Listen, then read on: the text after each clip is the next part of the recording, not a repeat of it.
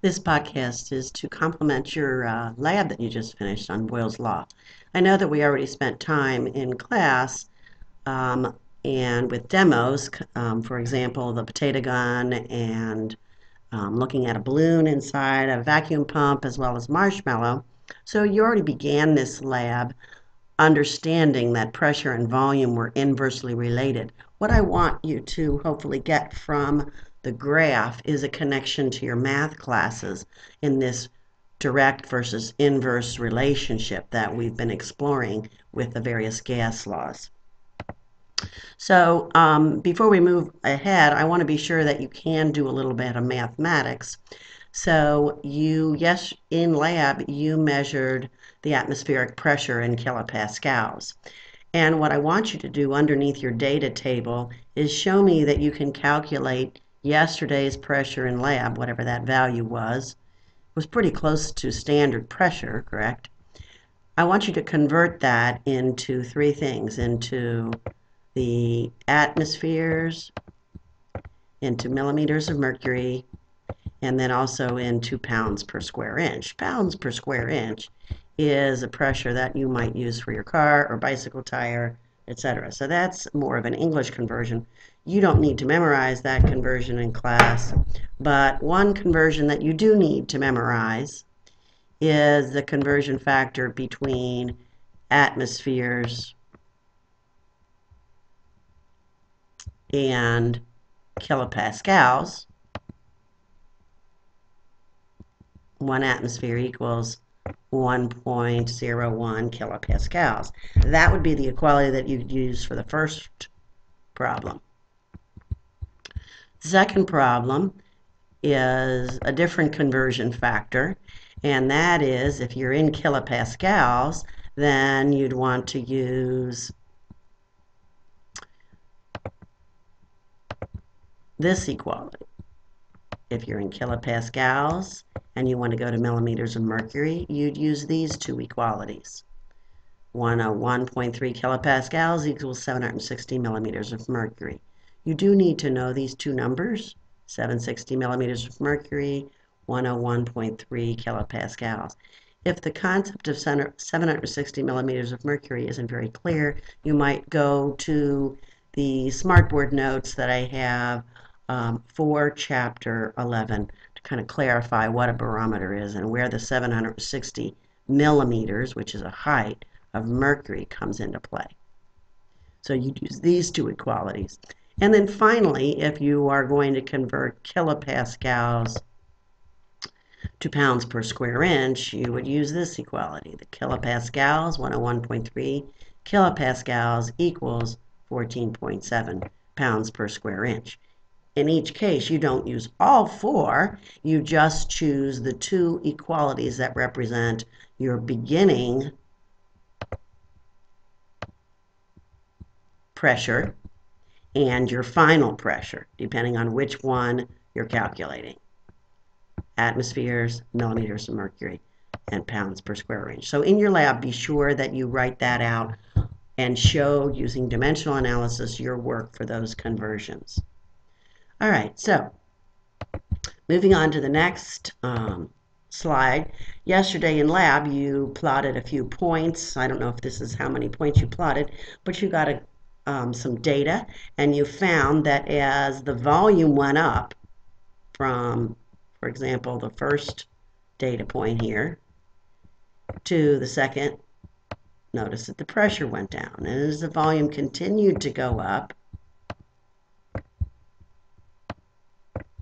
the pressure decreased. As volume increased,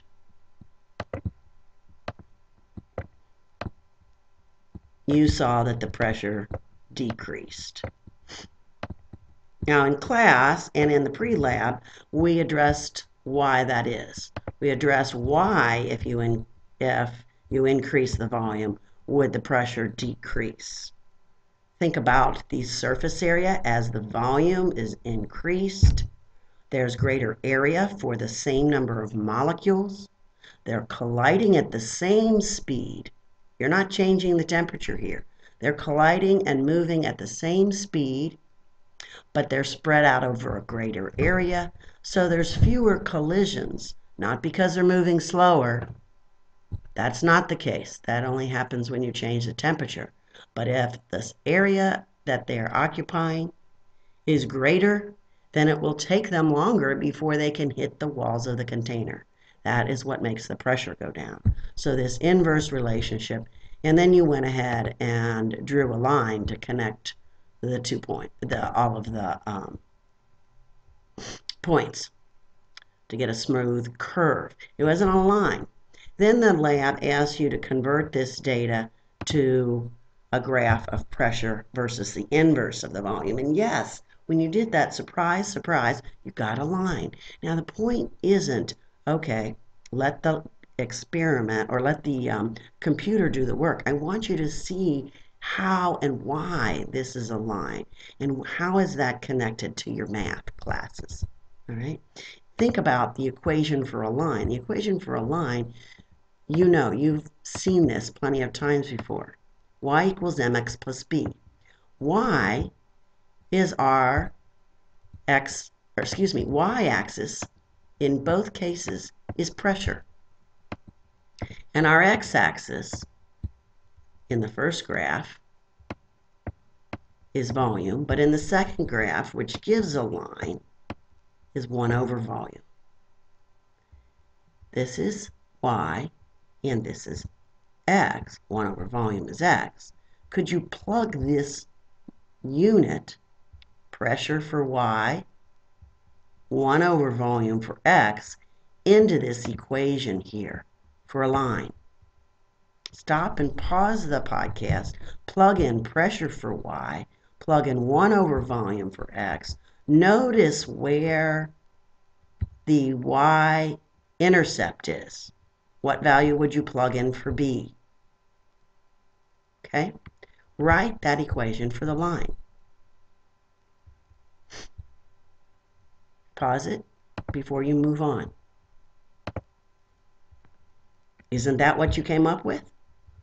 P equals m. M is your constant. That is your slope of the line times 1 over v. So the reason why this gives you a line is because you plotted the right axes here.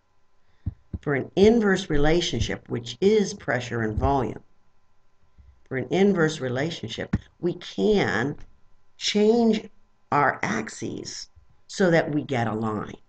A line is easier to interpret. It doesn't make pressure and volume directly related. Don't confuse that. Pressure and volume are definitely inversely related, as seen by this graph. All we've done by the second graph is put the variables in a different form so that we can see a linear relationship. Okay, that's one very important point. And you can see that in equation for a line. Okay.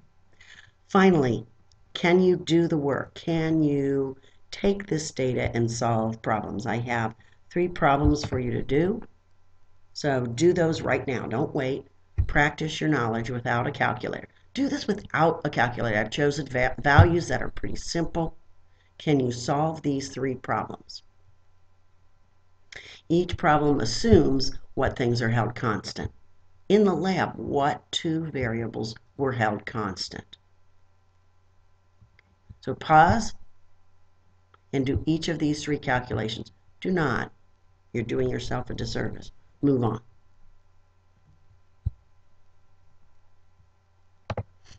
All right, so here they are. The answers, yes, moles and temperature were constant. When the pressure increases from 1 to 2 atmospheres, it's really a doubling of the pressure, isn't it?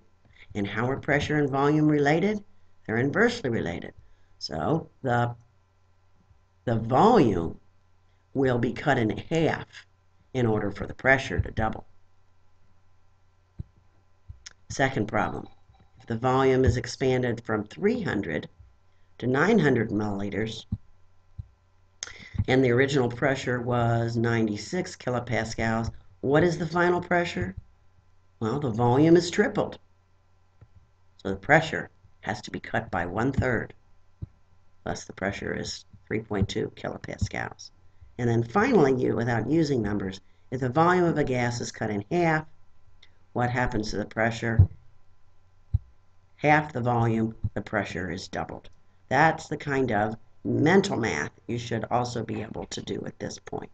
Hope this helps to round out your understanding of the lab. And don't forget to check on the due date.